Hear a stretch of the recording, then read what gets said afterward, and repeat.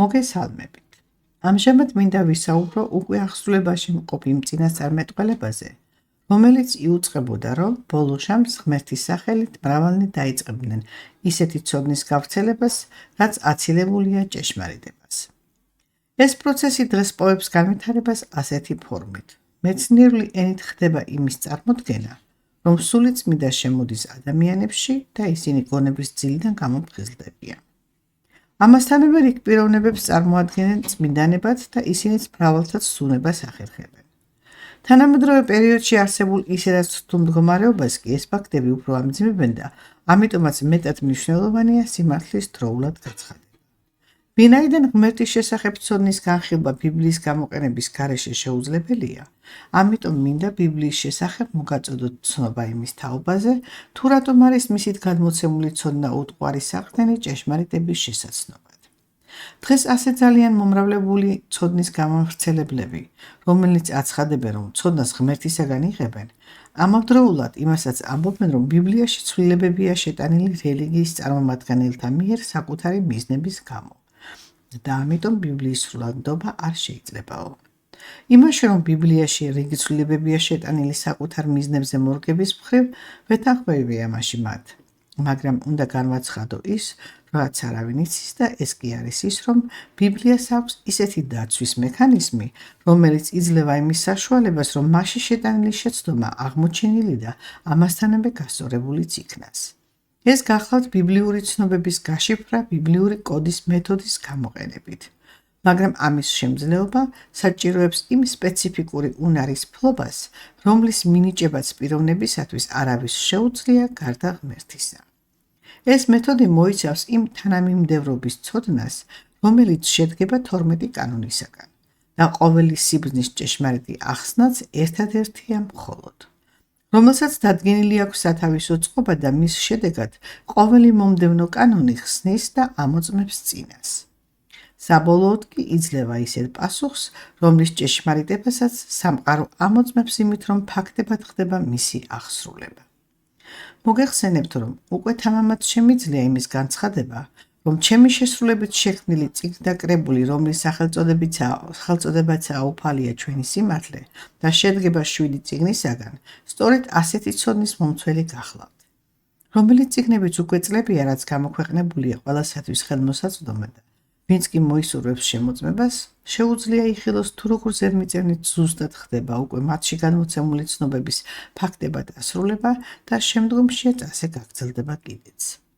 ეს რაც შეეხება ბიბლიას და მის სანდოობას.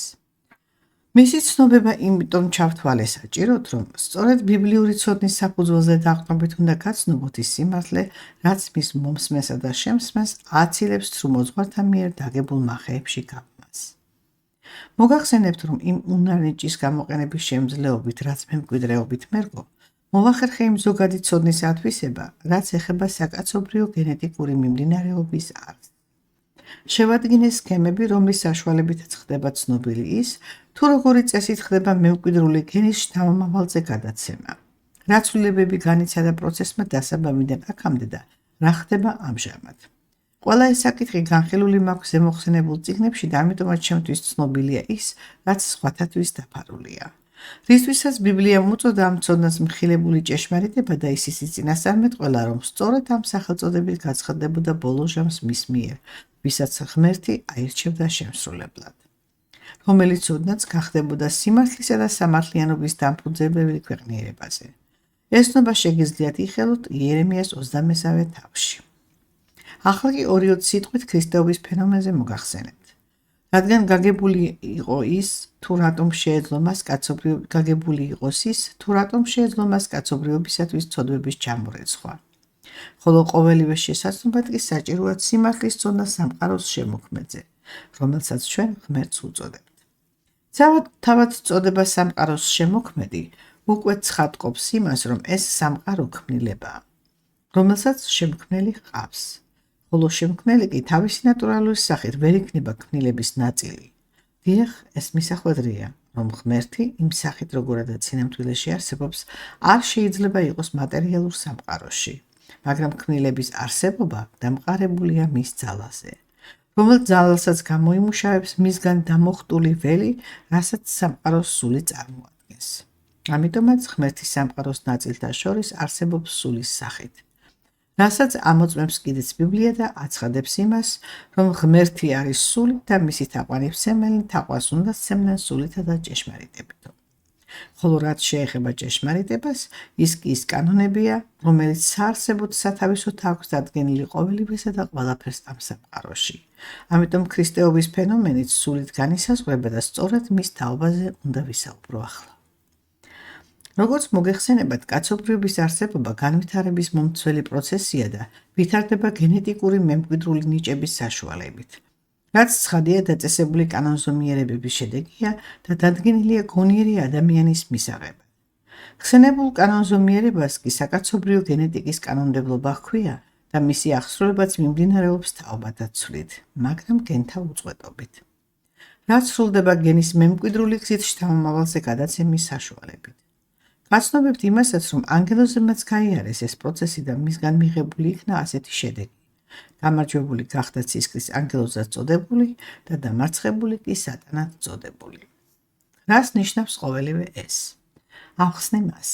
ცისკრის ანგელოზის გამარჯვება იმაში გამოიხატა, რომ მან ღმერთის მორჩილების ფონზე დაიმსახურა შემძლეობა იმისა, რომ შეექმნა სული იმ გონების პროგრამით, რომელიც დაბადებით ეძლევა ყოველ ადამიანს კოსმოსიდან.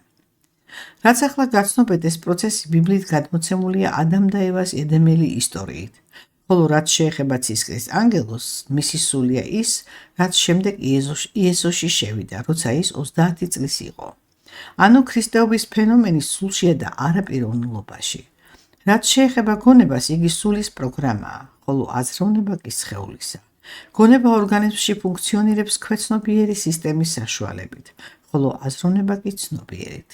ადამიანს სწორედ გონების მეშვეობით ეძლევა ნიჭები, გრძნობები, აღქმის უნარი, ჩვევები და ყოველივე ის თვისებები, რაც მის ადამიანობას განსაზღვრავს. ხოლო აზროვნება კი არის ის თავისუფალი ნება, რომელიც გონებისაგან მოითხოვს იმას, რაც სურს და იღებს კიდეც მას, დადგენილი კანონის ითხოვეთ და მოგეცემათ აღსრულების შედეგად. მაგრამ რაც შეეხება ითხოვეს, ის პირდაპირ მნიშვნელობით სულის ნდომას არ ნიშნავს, არამედ კანონთა დაცვის გამოხატულებაა. ალბათ ახლა უკვე მისახვედრია თუ რატომ შეძლო ქრისტეს სულის მფლობელ იესოს გამხდარიყო კაცობრიობის საყოველთაო ნათლია. რადგან სისხლის დაუყრლად არ ხდება ცოდვათა მიტევება, ხოლო ცოდვების მიტევების გარეშე კი შეუძლებელია ნათლება. ახლა 2 სიტყვით იმასაც გაცნობებთ, თუ რატომ გახდა საჭირო ყოველივე ის, რასაც ახლა ვისაუბრე. როგორც ბიბლია იუწყება ძველი აღთქმით, იმ დროს განათვლა ხდებოდა ცხოველთა სისხლის დაღვრის შედეგად. ხოლო ნათლობის პროცესს კი ატარებდა პიროვნება, რომლის სულსაც დამყარებული ჰქონდა კავშირი კოსმოსთან. მაგრამ შემდეგ, ცოდვების სიმრავლისა და სიმძიმის გამო, აღარავინ დარჩა ისეთი, ვისი სულიც ასეთი ძალის მომცველი იყო. ეს კი საკაცობრიო დონის წარღვნის განაჩენს გულისხმობს. აი სწორედ ამიტომ გახდა საჭირო ქრისტეს სულის მოვლინება ადამიანში და მისით კაცობრიობის ნათლღება, რაც ნიშნავს იმას, რომ მის შემდეგ გაუქმებული იქნა განათვლის პროცესი და შესაბამისად ცხოველთა მსხვერპლ შეწირვაც, რადგან ის საყრდენი ნაწილი გახდათ რიტუალისა. ამ ცნობას ბიბლია იუწყება შემდეგი სახით. ძველად ღმერთი ესაუბრებოდა წმინდა მამებს ხილვაში, ამჯერად კი მხოლოდ ქრისტეში. რისაც მისახვედრია ის, რომ ქრისტეს შემდგომ პერიოდში ვეღარავინ იქნებოდა იმ დონის სულიერების მქონე ღმერთის მიერი ხილვები, რომ გადმოსულიყო მასზე. გარდა იმ პიროვნებისა, რომელშიაც გადმოვიდოდა ქრისტეს სული და ბიბლია მას მეორედ მოსვლას უწოდებს. რაც მოხდებოდა იმ დროს, ბოლო ჟამად რომ მოიხსენიებს და ახლა სწორედ მაგ დროში ვიმყოფებით კიდეც. თავისთავად დაისმის კითხვა. რატომ გახდა საჭირო ადამიანში კვლავ მოვლინება ქრისტეს სულისა? ამაზეც ცემს ბიბლია პასუხს და ამბობს, რომ ის აღარ მოკვდება და მოდის მის მოლოდინეთა სახსნელად. საუბარია ნამდვილ მომლოდინეებზე და რა იმათზე, ვინც შესაძლოა თავად გისვლიდეს, რომ მომლოდინეა, მაგრამ სინამდვილეში ცრუ მოძღვრებით არის მოტყუებული. ამიტომაც სწორედ საიმისოდ ქვეყნდება ის ცოდნა, რასაც ჩემგან იღებთ, რომ სინამდვილე გაცხადებული იქნას. როგორც ცნობილია, ბიბლია ამ დროისათვის აცხადებს ანტიქრისტეს და ანტიქრისტეების მოსვლასაც, რაც ყოველივე უკვე სახეზია და მეტიც. რადგან ეს ყველაფერი ყველას თვალწინ ხდება, მაგრამ სამწუხაროდ დავნახავი და გამნაანალიზებელი ვერავინ არის. რაც არც არის გასაკვირი, მაგრამ ასე დიდხანს ვერ გაგრძელდება, იმიტომ რომ კაცობრიობა კვლავ საყოველთაო წარღვნის საშიშროების წინაშე არ დადგეს. განა ისე გახდებოდა საჭირო ქრისტეს სულის მეორედ მოვინება დედამიწურ მიზიდულობაში? რა თქმა უნდა, არა. სამწუხაროდ დღეს მართლაც ძალიან სავალალო მდგომარეობა ამ მხრივ, მაგრამ ამის სათანადოდ შემცნობი ვერავინ არის. ახლა კი მოგახსენებთ თქვენ, რა თქმა უნდა, მსმენელს და შემსმენელს. როგორც გაცნობეთ, ღმერთი არავის ესაუბრება ხილვებში. ამიტომ ნუ მოტყუდებით, არავინ არის არც წმინდანი და არც ჭეშმარიტი ცოდნის მფლობელი იმათგან, რომელნიც ასე მომრავლებულნი არიან და სიცრუით მოძღვრავენ და მოძღვრავენ ხალხს. ზოგი ამას ბიბლიის გამოყენებით აკეთებს და ზოგის მეცნიერული ენით. იცოდეთ, ჭეშმარიტება ერთია და თანაც მთლიანი. მისი მიღება მხოლოდ უფლის კარნახით ხდება და არა ადამიანის მიერი აზროვნებით. უფალი კი ამ ცოდნის მიმღებად ერთს ირჩევს, რადგან მას ისეთ განსაცდელში გაატარებს, რომ მისი გავლა მის გარდა არავის შეუძლია.